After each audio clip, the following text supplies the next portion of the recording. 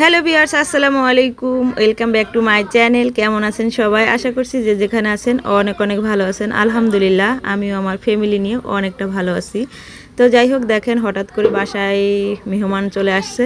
আর মেহমান বলতে হচ্ছে আমার আব্বা আম্মা আসছে, তো অনেক দিন পরে আসছে। তো এখন হচ্ছে আমি রান্না করব। তো কি কি রান্না করি সব কিছু আপনাদের সাথে শেয়ার করব। তো প্রথমে হচ্ছে আমি ব্লেন্ডারে চাল ভাঙায় নিচ্ছি আর কি, চাউলের গুঁড়া করে নিচ্ছি। আমি পিঠা বানাবো, চিতই পিঠা, ভাজা পিঠা। তো এই কারণে হচ্ছে আমি ব্লেন্ডারে চাল ভাঙায় নিচ্ছি। তো দেখেন এত সুবিধা হয়েছে, এখন আর ঢেকিতে যাওয়া লাগে না, মেশিনে যাওয়া লাগে না, ঘরে বসেই চাল ভাঙায় পিঠা বানানো যায়। তো এটা হচ্ছে হঠাৎ করে মেহমান আসলে তাড়াতাড়ি করে পিঠা বানানোর একটা মেশিন। তো খুবই ভালো লাগে এই মেশিনটা। তো এটা হচ্ছে আমি আগে জানতাম না, আমি ব্লেন্ডার অনেক আগে থেকে আছে, কিন্তু আমি কখনো ব্লেন্ডারে করি নাই যে এত রিস্ক নেবে কে কারেন্টে। তো হঠাৎ করে একদিন মাথায় আসলো যে সবাই তো ব্লেন্ডারে করে, তো আমি একটু করে দেখি।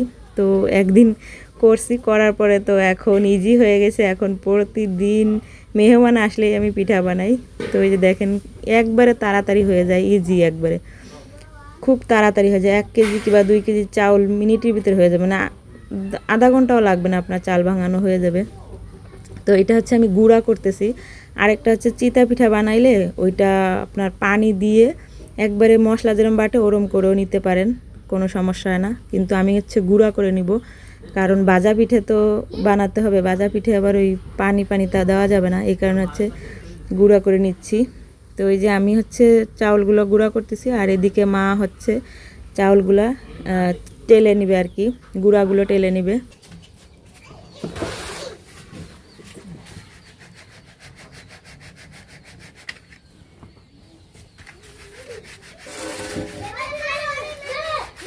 কি সুন্দর গুঁড়ো করে।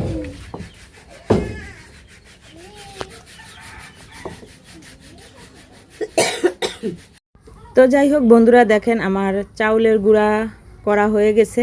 এখন হচ্ছে আমি পিঠা বানাবো। তো অনেকগুলা গুঁড়া হয়েছে, আমি হচ্ছে এখানে 2 কেজির মতন চাল ভাঙাইছি। তো মাশাল্লাহ অনেক সুন্দর হয়েছে গুঁড়াগুলো। তো যাই হোক বন্ধুরা, এখন হচ্ছে আমি মশলাটা বেটে নিচ্ছি। আমি হচ্ছে গরুর মাংস রান্না করব। তো দেখেন আমি কিন্তু প্রতিদিন পাটায় বেটে আর কি রান্না করি। তো এখন চাউল গুঁড়া করছি, তো মনে করলাম তাহলে ব্লেন্ডারই করে নিই, শর্টকাটে হয়ে যাবে, তাড়াতাড়ি হয়ে যাবে। এই কারণে হচ্ছে আমি ব্লেন্ডারে মশলাটা করে নিচ্ছি। আর এখানে আছে আপনার আদা, রসুন, তারপর আছে শুকনা মরিচ, জিরা, সব কিছু আর কি এটার ভিতরে দিয়ে দিছি। দিয়ে তারপর হচ্ছে এই যে সুন্দর করে পেস্ট করে নিচ্ছি। তো দেখেন আর একটু ভালো করে ফেটা দিব আর কি, আরও 2-1 বার দিব। তো যাই হোক মশলাটা বাটা হয়ে গেছে। এখন হচ্ছে এদিকে গরুর মাংসগুলো ধুয়ে পাতিলে দিয়ে দিলাম। আর আজকে হচ্ছে আমি পাতিলে রান্না করব, মাটির চুলায়। তো অন্যদিন হচ্ছে আমি প্রেসার কুকারে রান্না করি, প্রায় প্রেসার কুকারে রান্না করি, কারণ প্রেসার কুকার তাড়াতাড়ি হয়ে যায়। তো আমার আব্বা হচ্ছে মাটির চুলায় রান্না খেতে খুব ভালোবাসে, এই কারণে মাকে বলছি মা পাতিলে দাও, পাতিলের ভিতরে দিয়ে মাখায় জোগায় পরে হচ্ছে বসায় দাও। তো মাংসগুলো দিয়ে দিছি, দিয়ে তারপর হচ্ছে যে বাটা মশলাগুলো দিয়ে দিছে, তারপর হচ্ছে হলুদ দিয়ে দিলাম, লবণ দিয়ে দিলাম। এখন হচ্ছে পরিমাণ মতন তেল দিয়ে ভালো করে হাত দিয়ে মাখায় দিচ্ছে আমার মা। আর সাথে তেজপাতা, গরম মশলা সব কিছু দিয়ে দিছি। দিয়ে তারপর হচ্ছে এই যে হাতের সাহায্যে মাখাইয়ে তারপর হচ্ছে বসাই দিব চুলায়। তো খুবই ভালো লাগতেছে এরকমের রান্না। আর সবারই ভালো লাগে, যার বাবা মা আছে, যাদের বাড়ি আসে খুব ভালো লাগে। তো আমারও অনেক ভালো লাগতেছে, অনেক দিন পরে আসছে আমার বাবা। তো এই যে তেজপাতা ছিল দুইটা তেজপাতাও দিয়ে দিলাম। তো এখন হচ্ছে চুলায় বসাই দিয়ে জাল ধরাই দিব। তো বন্ধুরা, আমার ভিডিওটা দেখতে দেখতে যারা এই পর্যন্ত চলে আসেন, প্লিজ একটা লাইক দিয়ে পুরো ভিডিওটা দেখে নেবেন, খুবই ভালো লাগবে। একটু গুঁড়ো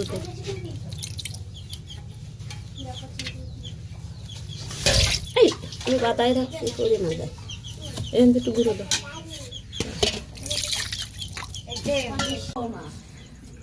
আজকে পাইপের চুলায় রান্না করতেছি আমরা, দেখেন মাটির চুলায়। এই যে গরুর ওই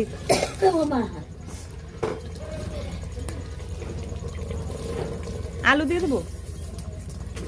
তো যাই হোক বন্ধুরা, গরুর মাংসটা রান্না হয়ে গেছে, অনেকক্ষণ ধরে জাল দেওয়া লাগছে, কারণ মাটির চুলায় রান্না করতে একটু সময় লাগে। তো রান্না কমপ্লিট। এখন হচ্ছে আমি চিতই পিঠাগুলো বানিয়ে নিচ্ছি, আর পাশে আরেকটা চুলা হচ্ছে আমার মা ভাজা পিঠাগুলো বানাচ্ছে। তো দেখেন চিতই পিঠাগুলো ভালোই হয়েছে, ফুলছে। তো প্রথম 2-1 খোলা, তো এই কারণে হচ্ছে এরম হয়েছে, আস্তে আস্তে আরও সুন্দর হবে পিঠাগুলো। তো মাশাল্লাহ ভালোই হয়েছে, একবারে খারাপ হয়নি। তো এই হচ্ছে আমাদের পিঠা বানানোর পর্ব চলতেছে।